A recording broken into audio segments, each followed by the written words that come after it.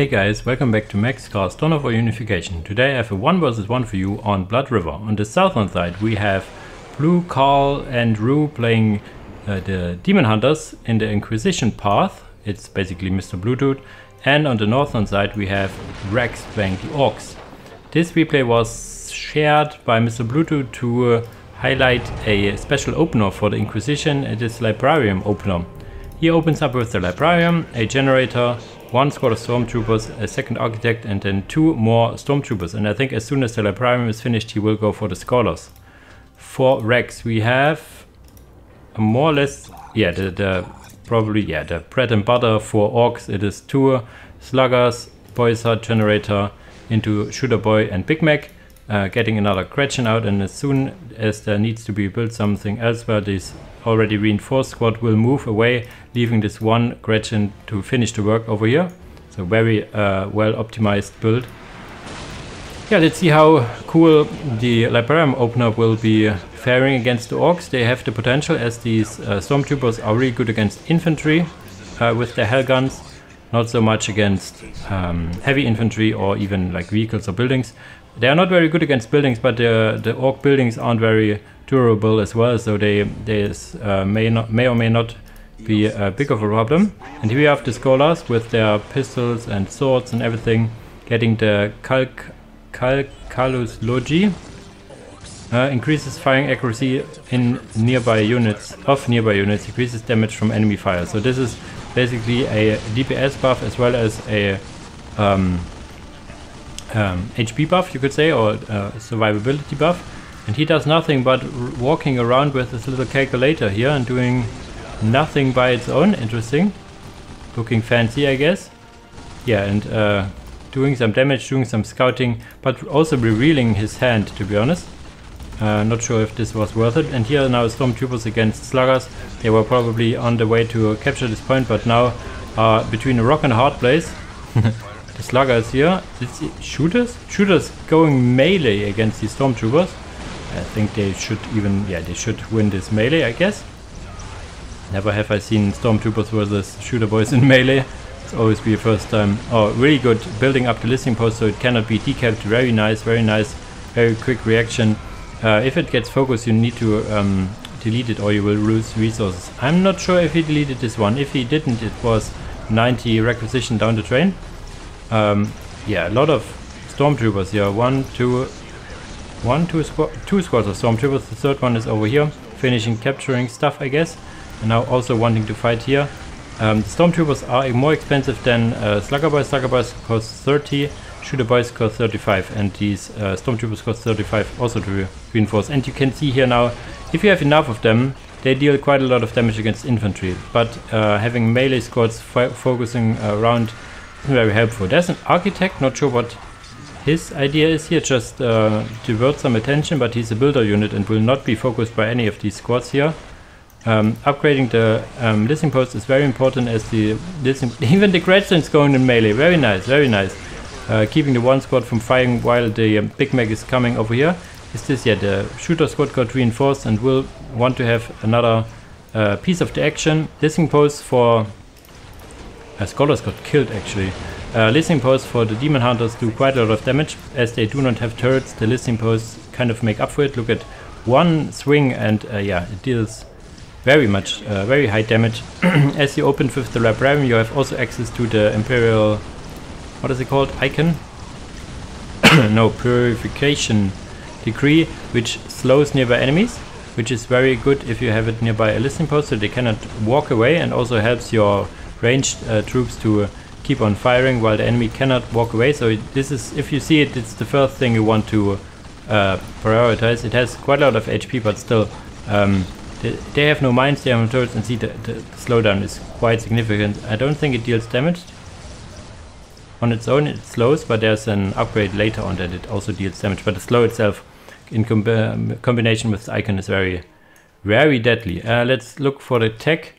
No real tech advantage. Now getting Daka, not sure if he has the I can tell by the HP if you got the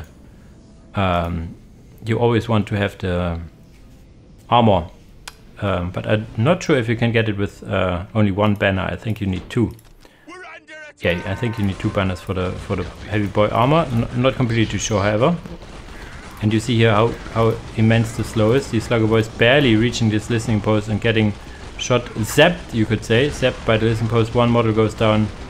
And yeah, the stormtroopers are busy all fighting over this listening post. I think, okay, it is completed. I thought it was not completed. They killed the Gretchens, or they are infiltrated.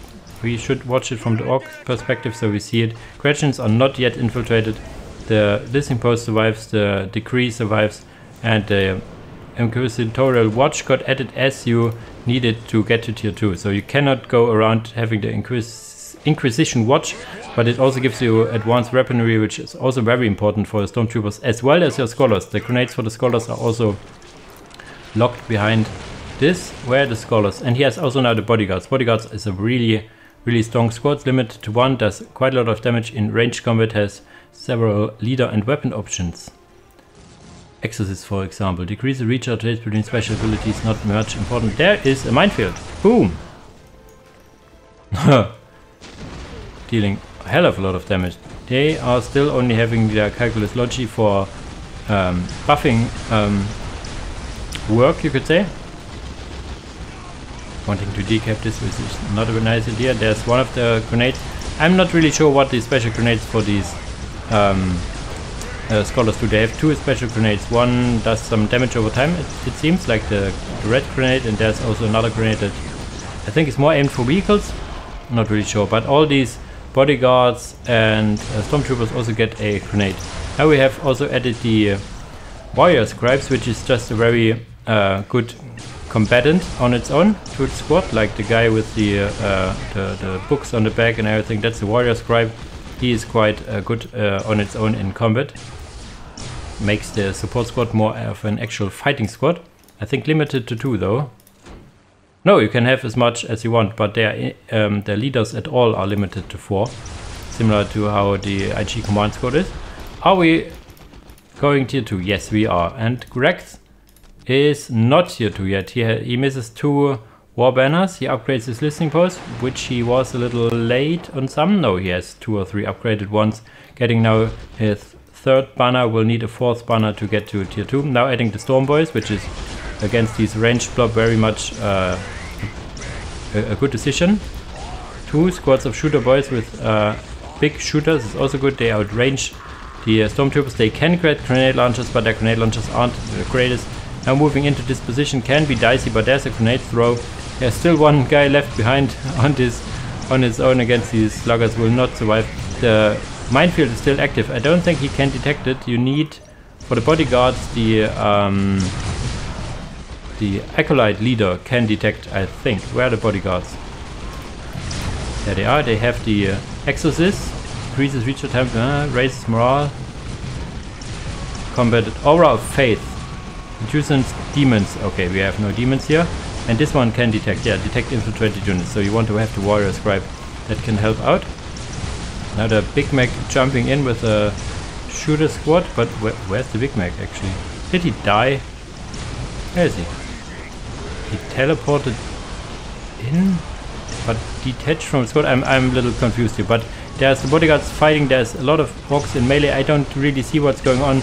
A lot of fighting. They killed this listening post over here. I think it was also upgraded, so this is quite the economy going down for Mr. Bluto. The economy for Vrax is just excellent, but the attack will be forced back, I guess, as they are now standing in heavy cover.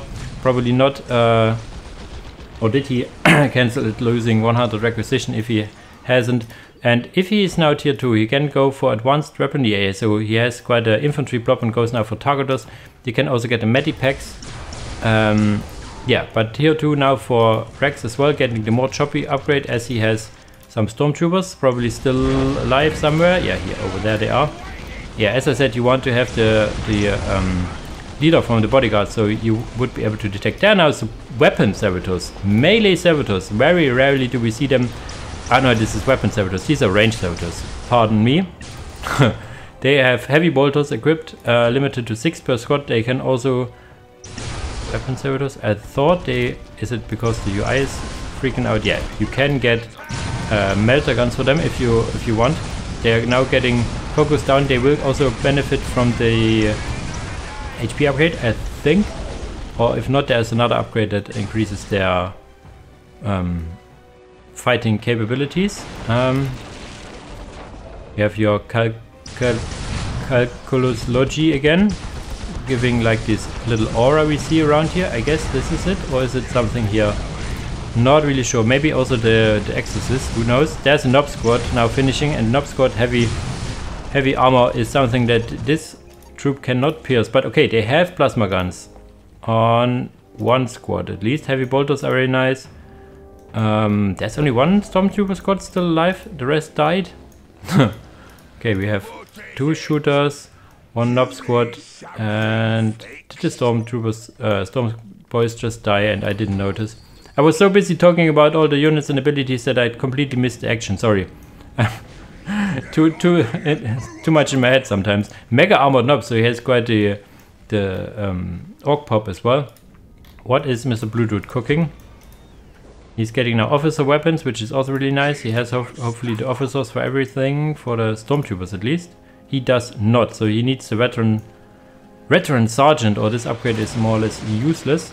Maybe he can also get the increase the hero unit, commander unit, if he wants, or you can support this with rhinos, for example. Rhinos would be a good addition to this, or even chimeras as well. They can shoot. There's the stun grenade from the scribes. You can see how good this is. Oh my god, this was a Nob Squad. There was a Nob Squad around here a few moments ago. Holy shit. I think, yeah, going for vehicles and war trucks is the right option here. The war trucks, I think, with the more blasty upgrade will blast through this. Pardon me. But he has no real anti-vehicle of sorts. Does he have some? Yes, he has all the multi-melters. So he has some anti-vehicle, not the highest range, however. This gives the warrior scribes plasma pistol. Interesting. You see, like the officer weapons gives these warrior scribes, from which you can have quite a lot plasma pistols. Now he gets also the Astro Path, increases the detection capabilities. Okay, detects, prevents enemy infiltrating you. Okay, this is just detection, but as I said, the bodyguard guy can also detect, which I would prefer. But having 2 squads that can detect can be very useful as well. He now got the Acolyte as well.